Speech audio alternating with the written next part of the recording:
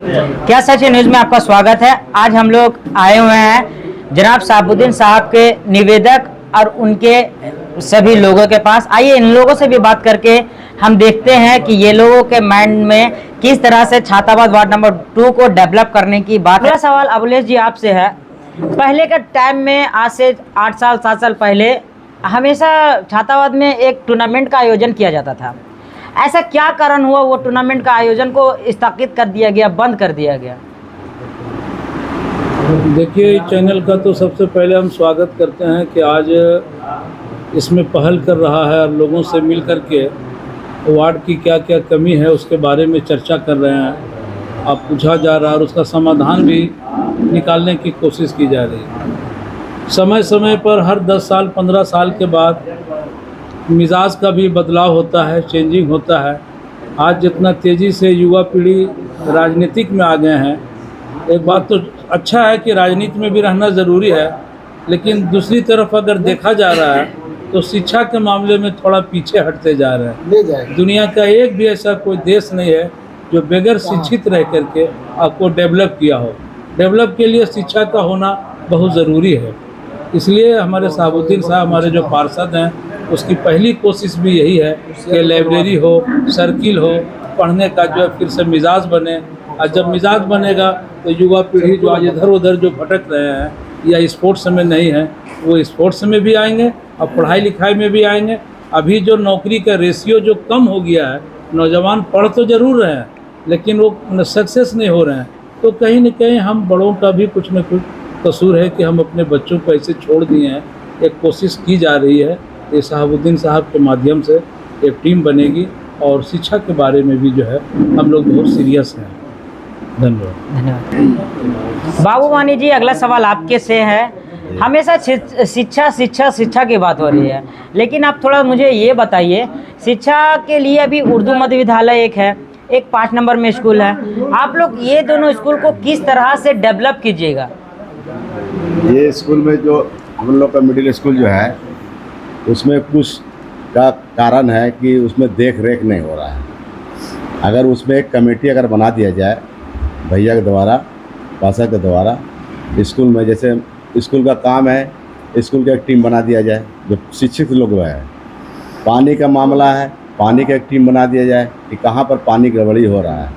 अगर इस तरह अगर टीम बना कर काम किया जाए तो हर काम का समाधान हो सकता है, किसी तरह कोई दिक्कत नहीं आएगी। और हमारा पार्षद का जो काम है, और हम लोग जब जुड़े थे, जब हम लोग 7 साल 8 साल से पहले जुड़े थे, हम लोग यही सब काम लेके जुड़े थे। अब भैया बोला कि जिससे तुम जुड़ रहे हो, और मेरा भी मकसद है यही काम करने का। हर जगह जो दिक्कत है पानी का, सबसे बड़ा हम लोग का जटिल मामला है पानी वाला। और ये पानी का मामला हम लोग किसी हालत में, और भैया का भी शौक़ है कि एकदम पानी के हर घर में पहुँचाना, इस पर खड़े उतरेंगे भैया, ये मेरा पूरा उम्मीद है। अगला सवाल ओमकार जी से। ओमकार जी, हमें ये बताइए कि बहुत सारा गली में पर्सनली खुशबू मोहल्ला हो गया, भुइयाँ धावड़ा हो गया, और भी छोटे छोटे ऐसे जगह है जो महत्व है जहाँ पे रोड नहीं बनाया गया। क्या कारण था नहीं पता। उसके बीच में आपका जो पार्षद महोदय है मोहम्मद साबुद्दीन जी, किस तरह से काम करेंगे ये बताइए। इन पे आशा नहीं विश्वास है। आज के नहीं, ये 8 साल का इनका मेहनत है जो कि गरीब से जुड़ा हुआ है। ये जो हमारा पार्षद है, ये इनको कभी नहीं देखे हैं। 8 साल से हिंदू हो मुस्लिम हो जो भी आए हैं, जहाँ तक हुआ अपना काम को निदान किए हैं।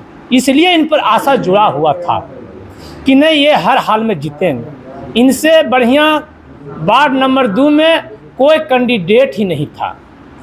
आज नहीं कि आया मांग लिया कर लिया, इन पर पूरा आशा है, विश्वास था कि ये काम करने के लिए ही यहाँ खड़ा हुए हैं, और लोग इसीलिए इनका वोट देकर भारी मतों से विजय बनाए। आज भी उनका यही वादा है। पानी का नली गली तो इनका आम बात है, और यहाँ मेन समस्या जो है रोज़गार का भी हम लोग यहाँ 15 साल पहले लोकल सेल चलता था जो कि 500,000 आदमी खटता था। आज वो लोग पैसे के लालच में लोग यहाँ से ख़त्म कर दिया, यहाँ एकदम ला दिया, बेरोजगारी पूरा ला दिया। इसलिए इनका हम ध्यान को बोले थे कि लोकल से खुले जो कि 500,000 आदमी, यही धंधा यहाँ है, इससे रोजी रोटी चलेगा, यहाँ के लोग पलायन रुकेगा। और बलग में जो आउटसोर्सिंग आया है, जो इसका मनमानी चल रहा है, उसको आम तमाम लोग जितना हो उसमें भी रखने का प्रयास हो। जो भी यहाँ काम है, यहाँ वार्ड नंबर 2 के ही आदमी काम करे, बाहर का आदमी काम नहीं करे, क्योंकि गर्दा धूरी यहाँ के लोग खाता है, अब बाहर का आदमी कैसे काम कर लेगा। ये हम लोग आज नहीं, शुरू से ये आवाज़ उठाए हैं कि यहाँ जो गुंडागर्दी है ये यहाँ चलने नहीं देना है, ऐसा आदमी को हमको लाना है। आज हमारा पूरा विश्वास है कि असदुद्दीन जी खड़ा उतरेंगे और हमारा साथ भी देंगे, और जितना भी वार्ड नंबर 2 में है खुशहाली जरूर आएगा। इतने कह के अपना वक्त समाप्त करते हैं। शाहिद जी, आप ये बताएं कि आपके वार्ड पार्षद जो वर्तमान में बने हैं मोहम्मद शहाबुद्दीन जी, उनका मुख्य उद्देश्य क्या रहेगा? देखिए, हमारे बड़े भाई शहाबुद्दीन भाई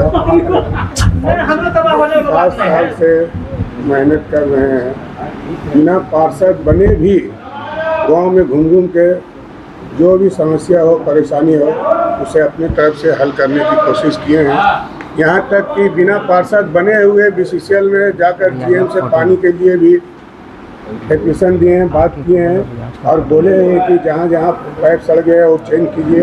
हमारे गांव के माँ बहन बच्चे सब पानी लाने के लिए सुबह सुबह निकलते हैं।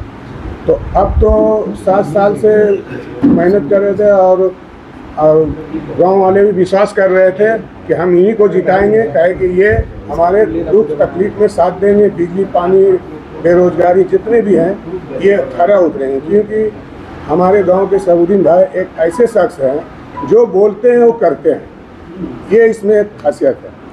अब तो ये बिना जीते इतने किए हैं, जीतने के बाद तो हम लोग को पूरा उम्मीद है कि बोलना ही नहीं पड़ेगा, ये ऐसा काम करेंगे। बेरोजगारी जो आज नौजवानों लोग पढ़ लिख के घूम रहे हैं, रोजगार नहीं है, उस पर ध्यान देंगे। दूसरी बार हमारे गांव के घर के बगल में प्रोजेक्ट चल रहे हैं जो बिना DGMS के इससे चल रहे हैं, DGMS को फॉलो नहीं कर रहे हैं, और यहाँ के गांव के बेरोजगार लोग को रोजगार नहीं है, बाहर के लोग आके यहाँ खट रहे हैं। तो DGMS के आधार से ही प्रोजेक्ट चलावे, और उसके जितने किलोमीटर दूरी है देने का सब समस्या, बिजली, पानी जो भी है वो देना पड़ेगा। ये अपना मन मर्जी चलेंगे तो हमारे बड़े भाई शहाबुद्दीन भाई चलने नहीं देंगे। अब DGMS के आधार से चलिए, कोई दिक्कत नहीं है। यहाँ की बेरोजगारी को दूर करना होगा। डस्ट जितना हम लोग खाते हैं, ब्लास्टिंग होता है, घर द्वार हम लोग हिल रहा है, परेशानी होती है, उसको भी जो है देखते हुए आप प्रोजेक्ट चलाइए। यही बोलकर हम बात